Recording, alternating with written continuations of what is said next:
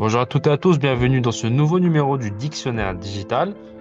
Aujourd'hui, un épisode spécial puisqu'il va parler d'une thématique qui fait fureur aujourd'hui, le e-sport, grâce aux éclairages de Soufiane Filali, directeur de communication et marketing de la Fédération royale marocaine des jeux électroniques. Merci Filali d'avoir accepté notre invitation. Bonjour tout le monde, bonjour à tous les auditrices et les auditeurs de ce podcast et merci pour l'invitation. Pour commencer, la coutume dans le dictionnaire digital, c'est de donner une définition, même si celle-ci n'est pas très simple à donner. Qu'est-ce que l'e-sport? Alors, l'e-sport, c'est en fait la pratique professionnelle du gaming, d'accord? Donc, en fait, le gaming, c'est une grande industrie qui est le gaming qui est justement la pratique des jeux vidéo. Et l'e-sport, en fait, c'est la pratique professionnelle. Donc là, on est dans un cadre professionnel où le gaming devient une compétition où les joueurs jouent pour des cash prizes, pour remporter des titres, pour représenter leur pays à l'international. Très bien. Alors maintenant, est-ce que vous pouvez nous présenter brièvement la Fédération royale marocaine des jeux électroniques? C'est quoi sa mission principale dans le développement de l'e-sport au Maroc? Bien évidemment, la Fédération royale marocaine des jeux électroniques a été créée donc en décembre 2020. En fait, ça fait maintenant plus de 3 ans qu'on essaie de bâtir un écosystème de l'e-sport au Maroc, notamment en créant des compétitions au niveau national et régional pour pouvoir en fait détecter les meilleurs talents et qui vont représenter le Maroc à l'international. L'idée étant que en fait la fédération puisse accompagner ces joueurs en les mettant dans des conditions idéales, notamment avec un accompagnement dans les entraînements, avec du coaching, que ça soit technique ou mental. On a jusqu'à aujourd'hui beaucoup de résultats qui sont positifs et encourageants, notamment double champion d'Afrique sur PUBG Mobile, double champion d'Afrique sur NBA 2K. On a été aussi champion sur EA FC Pro de la zone Afrique et Moyen-Orient. On sait très bien que le Moyen-Orient est une région où le e-sport est pratiqué de façon professionnelle depuis plusieurs années. Et on a été, par exemple, sixième mondial au niveau du jeu FIFA il y a 2 ans. Donc, il y a vraiment des talents aujourd'hui au Maroc. Je pense aussi à Youssef Cherif qui a fait demi-finale de Coupe du Monde l'année dernière sur EA FC Pro 24.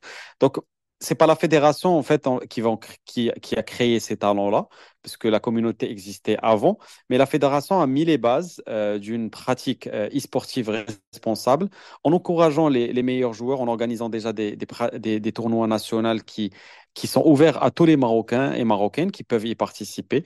D'ailleurs, la première médaille de la fédération a été d'une équipe féminine sur Valorant au niveau de la Ligue arabe. Donc, ça démontre que voilà, le e-sport, c'est aussi l'inclusion de tout le monde dans cet écosystème, que ce soit hommes, femmes, handicapés, jeunes, moins jeunes, puisqu'il y a là aussi des moins jeunes qui pratiquent le e-sport. Mais ce qui fait plaisir, c'est qu'au niveau d'équipe nationale, on retrouve des futurs médecins, des étudiants universitaires, des ingénieurs, ce qui démontre que voilà, le e-sport, c'est pas forcément lié que à l'addiction dans la tête un peu qui est un peu, on va dire, un a priori, notamment quand on parle aux parents, mais ça peut être vraiment un levier pour votre enfant qui puisse pratiquer, développer des compétences cognitives intéressantes, notamment le leadership, la prise de décision, les réflexes, etc.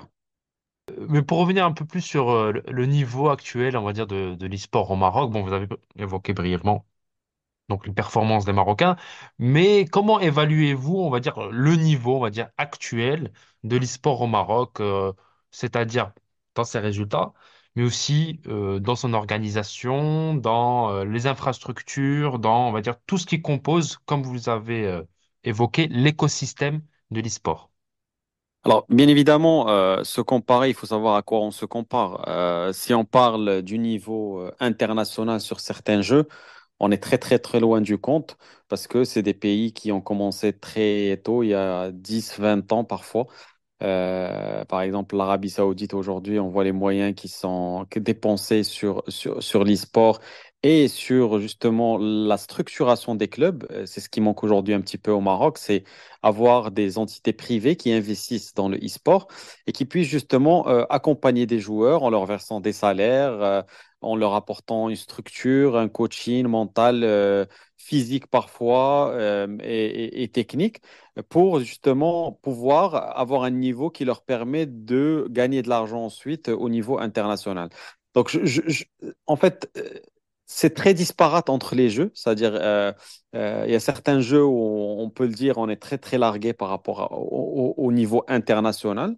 Je pense par exemple à des jeux comme Valorant, même si par exemple sur Valorant on a un joueur marocain qui est champion du monde, mais c'est quelqu'un qui s'est en fait développé lui-même, qui est parti aux États-Unis et qui a fait en sorte de se donner les moyens de réussir.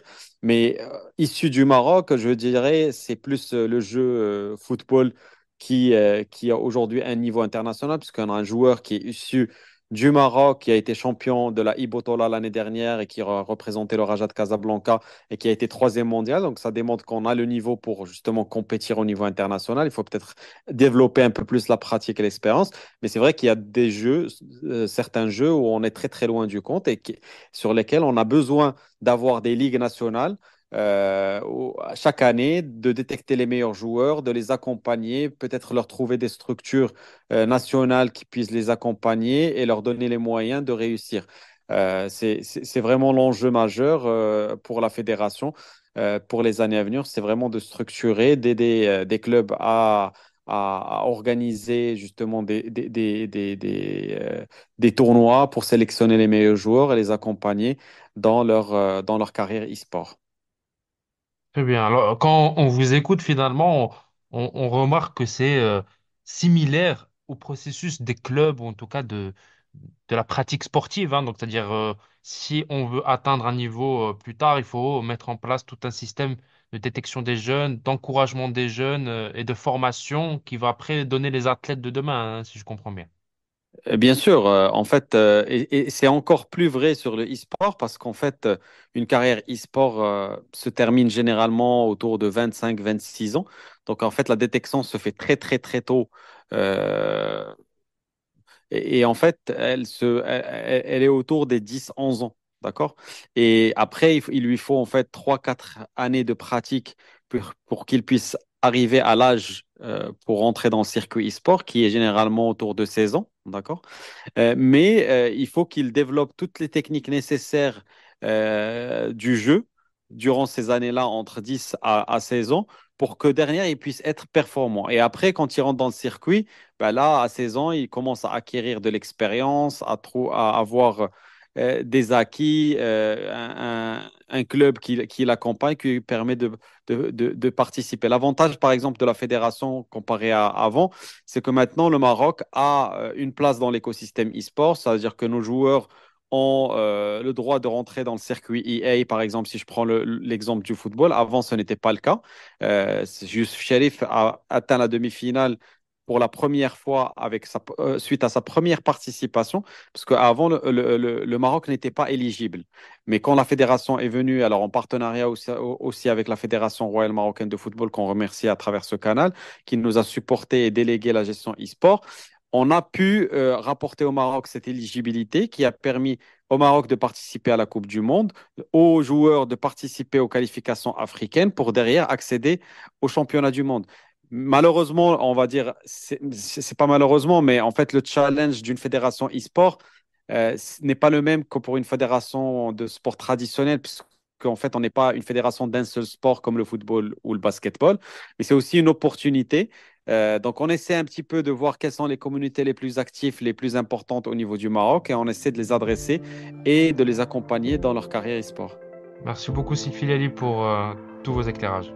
Merci à vous pour l'invitation. Merci à toutes et à tous d'avoir suivi ce nouvel épisode du Dictionnaire digital. À bientôt.